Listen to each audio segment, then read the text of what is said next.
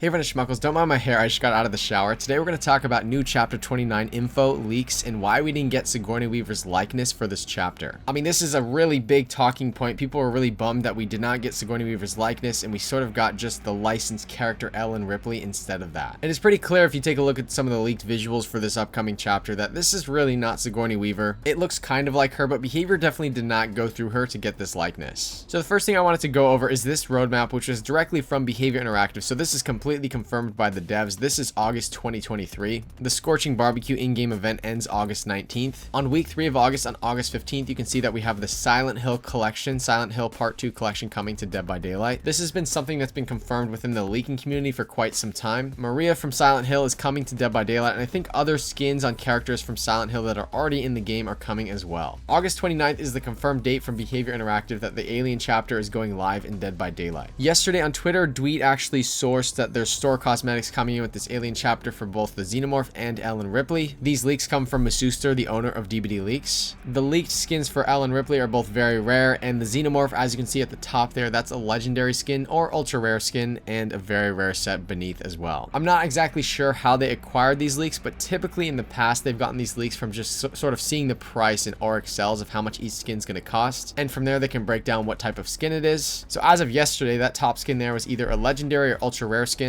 As we know, a legendary skin transforms the character into a totally different character from the same franchise. That's typically how they've done it before. Very rare and legendary skins are linked cosmetics. That means that the head, torso, and legs are locked together. You can't mix and match. So this suggests that all 4 skins here are specific outfits that only make sense if they're locked together. As soon as Dweet posted this on Twitter, people are trying to speculate what that legendary skin could be because it's going to be a different character from the same franchise. I was wondering if it was at all possible that Predator was coming in from the skin. We've seen the Alien vs. Predator movie, and that's technically from this franchise. That would be absolutely insane if Predator came in as a legendary skin on Alien. Although Predator would actually inherit Alien's power, and I don't even think Predator has a tail, so that doesn't really quite make sense. More likely, this skin's going to be a different species of Xenomorph from the Alien franchise. There's been lots of speculations piling on going back to the skins from Alien Isolation, and yesterday on my Twitch stream we talked a lot about the different kinds of possibilities that it actually could be. But today we actually got some clarification from Dweet what this skin is going to be. Currently, it's rigged and unused for 2 bones in the center of its chest. This is typically what is found in the Alien Queens. While not confirmed, it does hint towards it. And Dweet attached some visuals of this rigging, I guess, that was found inside of the game files for Dead by Daylight. Dweet's a very reliable source, and Dweet is saying that this is not 100% confirmed, but based on Dweet's intuition, Dweet thinks that this skin for the Queen Alien is most likely. And that actually makes a lot of sense because this is a different version of the Xenomorph that wouldn't really make sense as a very rare skin, but would make sense as a legendary skin. The reason it's a legendary skin is because it's transforming the current original Xenomorph into a totally different character. And then one of the DBD Leaks moderators also confirmed if anyone is doubting this, 1, it's real, and 2, that was the case with the Skull Merchant. She already had bones for her extending blade skin, and we saw her base skin already on the PTB, so it seems like these kinds of skins are leaked or revealed once the PTB is launched. So it really does seem most likely that this is the legendary skin coming in with Alien upon the live release, which is April 29th.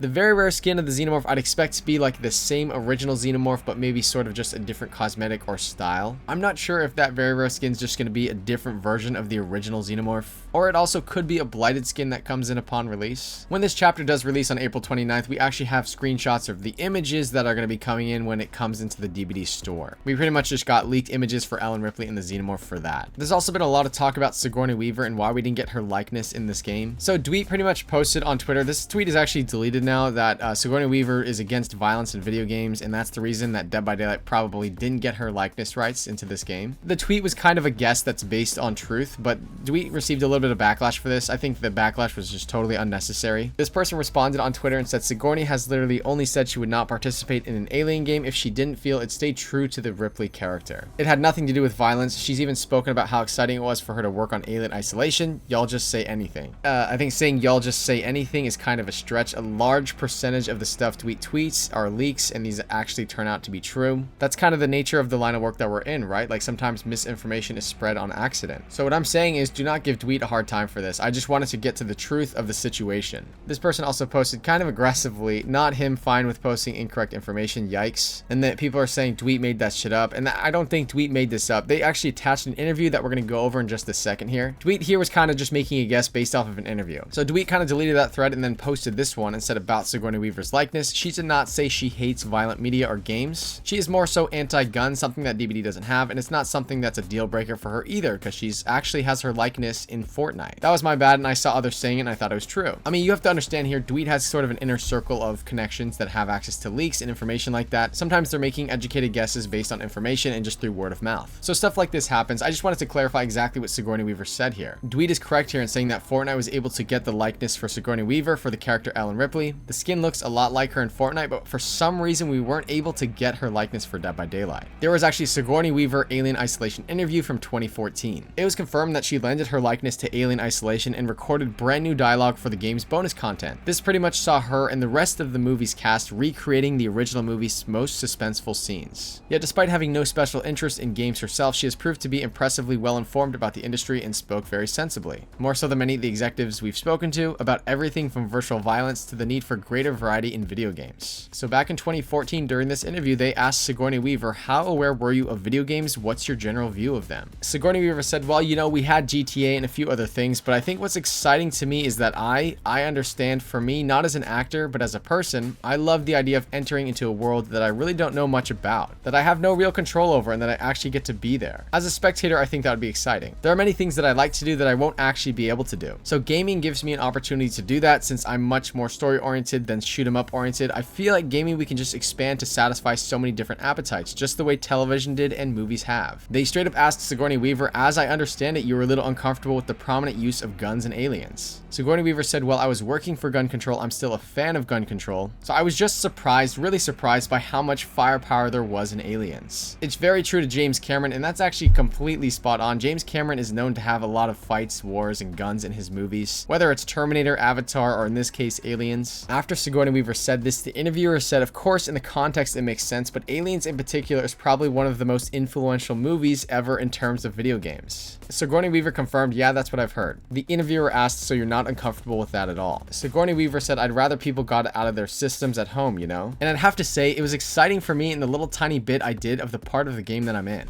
to have a flamethrower and be able to use it. So this is what people are referencing when they're talking about Sigourney Weaver and her stance on just like gun violence. Dead by Daylight does have a lot of graphic violence, and it's not really like cartoon violence like Fortnite is. But in this interview, Sigourney Weaver is clearly only talking about gun violence. So I don't know if that would affect her decision to have her likeness in Dead by Daylight or not. It's entirely possible that Dead by Daylight just simply did not go to her to get the likeness. If they only worked with 20th Century Studios, they could easily just get the character rights to Ellen Ripley through them. For whatever reason, the second piece to that, the likeness rights, they just didn't bother with. And this is something that Behavior has done before with licensed survivors, right? Like, they didn't get the likeness rights to Jamie Lee Curtis for Laurie Strode. At first, they did not get the likeness rights for Kyle Gallner for Quentin Smith. I mean, Kyle Gallner pretty much had to ping Behavior on Twitter for them to make that happen. So now the current version of Quentin is actually a likeness. So it seems like we would need Sigourney Weaver to ping Behavior on Twitter to just kind of make this happen. I don't think she actually has Twitter, but if she were to approach Behavior, I'm sure they'd be able to do it. For whatever reason, Behavior made the extra effort to get the likeness rights for Nancy Wheeler and Steve Harrington. Those characters are a likeness. So I think it really depends on exactly what's going on behind the scenes, and nobody really knows exactly what that is. But like I said, it does seem like if Sigourney Weaver were to reach out to Behavior or approach Behavior, I'm sure they'd be happy to do that. This chapter is definitely going to be on Sigourney Weaver's radar. This is very big news that this chapter is in Dead by Daylight. I'm not exactly sure what's going on because she's lent her likeness to other Alien video games. It seems like she either said no to Behavior or she wasn't approached at all. We saw that with the Pinhead chapter where they released Pinhead and Doug Bradley had no idea that the chapter was happening and wasn't approached by Behavior at first. So it seems like one of those two options happened. Make sure to like this video and subscribe to this channel with notifications on if you like what you saw here today. That does it for this video. Goodbye.